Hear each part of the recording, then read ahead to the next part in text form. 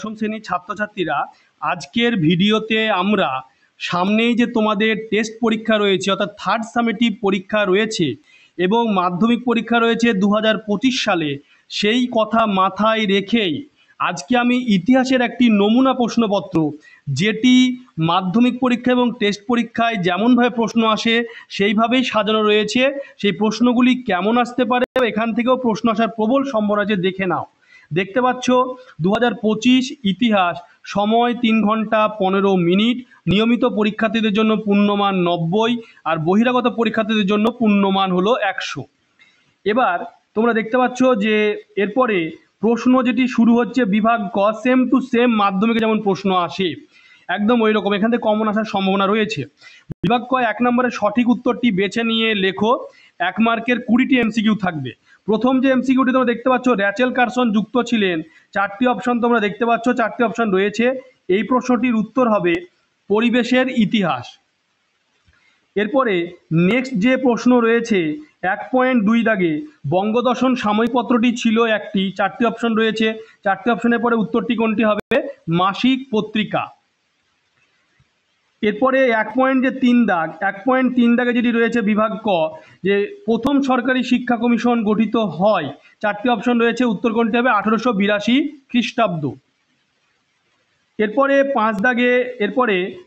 4 দাগে যে হচ্ছে সর্বধর্ম সমন্বয়ের আদর্শ প্রচার করেছিলেন, 4টি অপশন রয়েছে।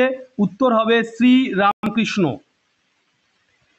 এরপরে 5 দাগে যে প্রশ্ন রয়েছে যে বাংলার নবজাগরণ ছিল, 4টি অপশন রয়েছে। উত্তর হবে কলকাতা কেন্দ্রিক।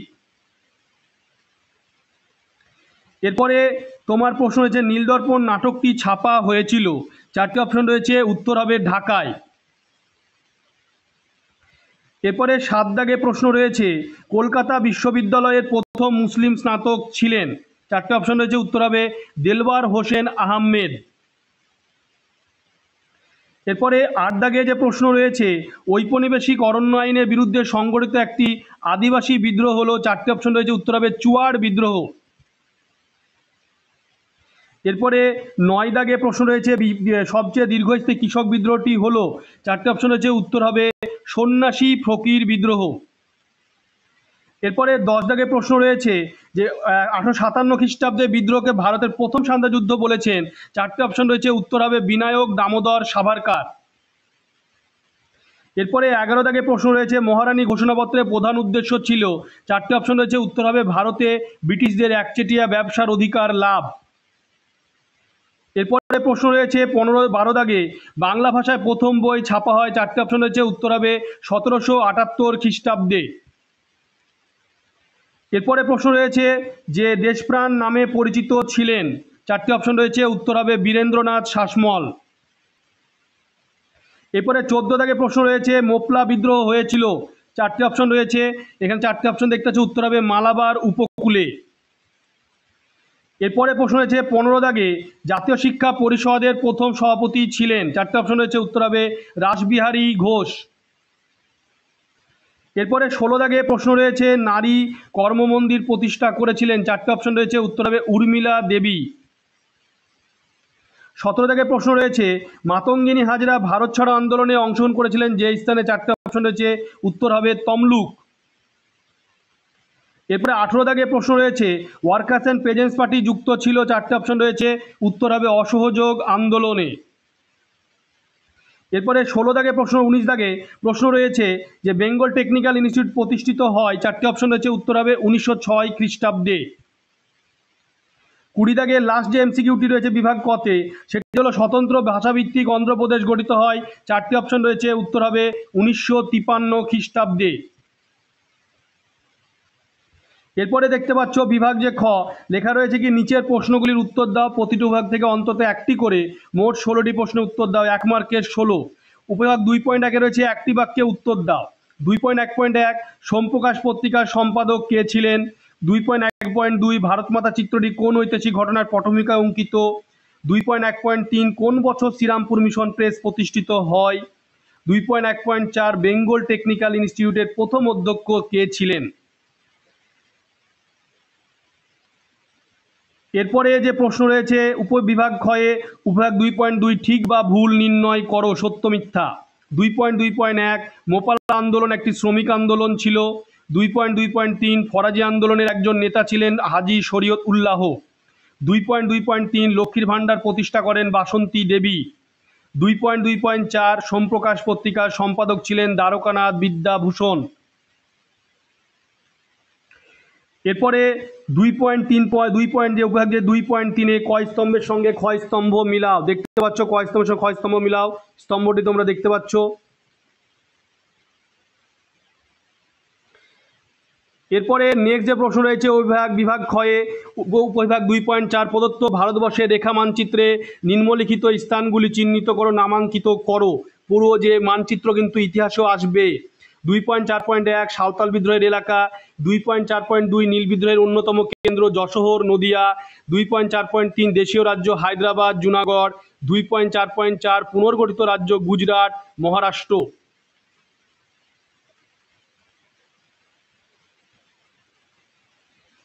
এরপরে তোমার প্রশ্ন রয়েছে বিভাগ খ উপবিভাগ 2.5 নির্মিত বিবৃতিগুলির সঙ্গে সঠিক ব্যাখ্যাটি নির্বাচন করো।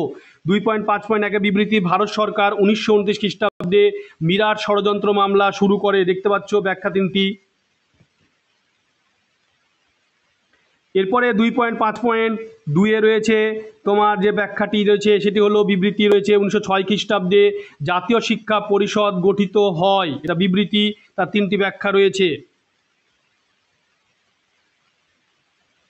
এরপরে 2.5.3 যে বিবৃতি রয়েছে সেটি হলো রামমোহন রায় লর্ড আর্মহার্স্টকে চিঠি লিখেছিলেন। তিনটি ব্যাখ্যা রয়েছে।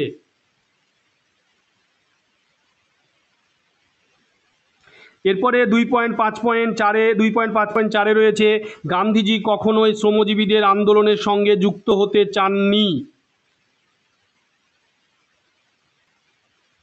এরপরে বিভাগ যে গ সে বিভাগ গয়ে রয়েছে দেখতে পাচ্ছ দুটি অথবা তিনটি বাক্যে নিম্নলিখিত প্রশ্নগুলির উত্তর দাও, যে কোনো 11টি। 2 মার্কের 11 দুগুণে 22। সরকারি নথিপত্র বলতে কি বোঝায়, এর সীমাবদ্ধতা লেখো। 3.2 ইতিহাসের উপাদান রূপে সংবাদপত্রের গুরুত্ব কি। 3.3 মধুসূদন গুপ্ত স্মরণীয় কেন।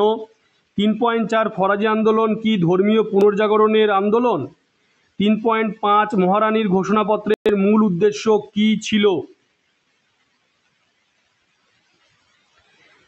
এরপরে 3.6 সে 3.6 তোমরা দেখতে পাচ্ছ 19 শতকে জাতীয়তাবাদের উন্মেষে আনন্দমঠ উপন্যাসটি কিরূপ অবদান ছিল। 3.7 বাংলা ছাপাখানার বিকাশে লাইনোটাইপ প্রবর্তনের গুরুত্ব কি।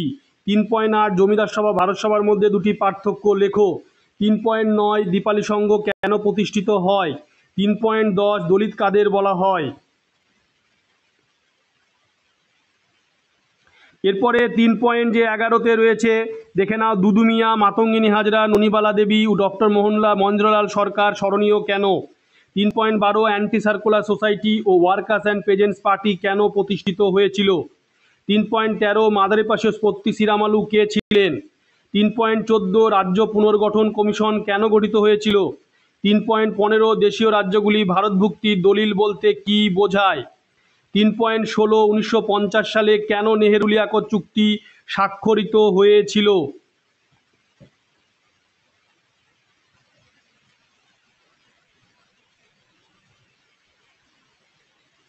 এরপরে তোমরা দেখতে পাচ্ছ বিভাগ যে ঘ সে বিভাগ ঘয়ে যে 7 বা 8টি বাক্যে যে কোনো 6টি প্রশ্নের উত্তর দাও। প্রতিটি বিভাগ থেকে অন্তত একটি করে প্রশ্ন উত্তর দাও।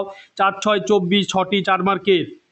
উভয় ঘ পয়েন্ট 4.1 নারী ইতিহাসের উপর একটি টিকা লেখো। 4.2 হুতুম প্যাঁচার নকশা ও নীলদর্পণ নাটক থেকে 19 শতকে বাংলা সমাজের কিরূপ প্রতিফলন পাওয়া যায়।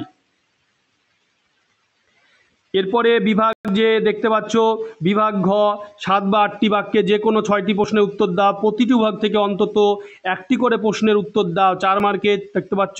ওই ঘ পয়েন্ট 2 4.3 1857 খ্রিস্টাব্দে মহাবিদ্রোহের প্রতি শিক্ষিত বাঙালি সমাজের মনোভাব কিরূপ ছিল। 4.4 কি উদ্দেশ্যে ঔপনিবেশিক সরকার অরণ্য আইন প্রণয়ন করেন।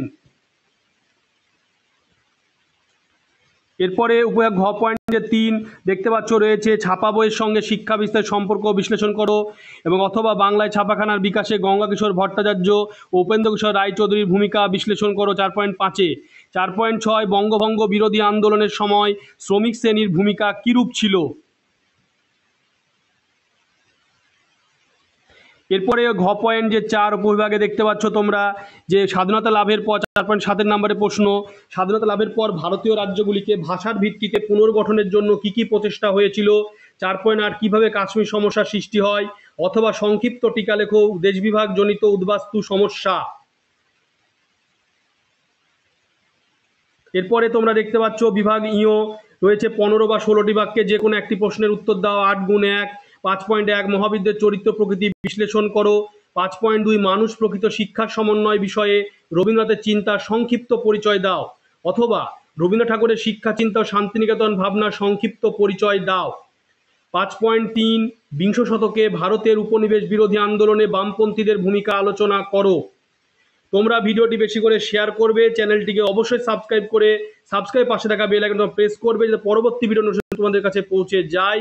তোমরা এই প্রশ্নের উত্তরগুলি এখন থেকে প্রস্তুত করতে শুরু করে দাও। টেস্ট এবং মাধ্যমিক ফাইনালে কমন আসার প্রবল সম্ভাবনা রয়েছে।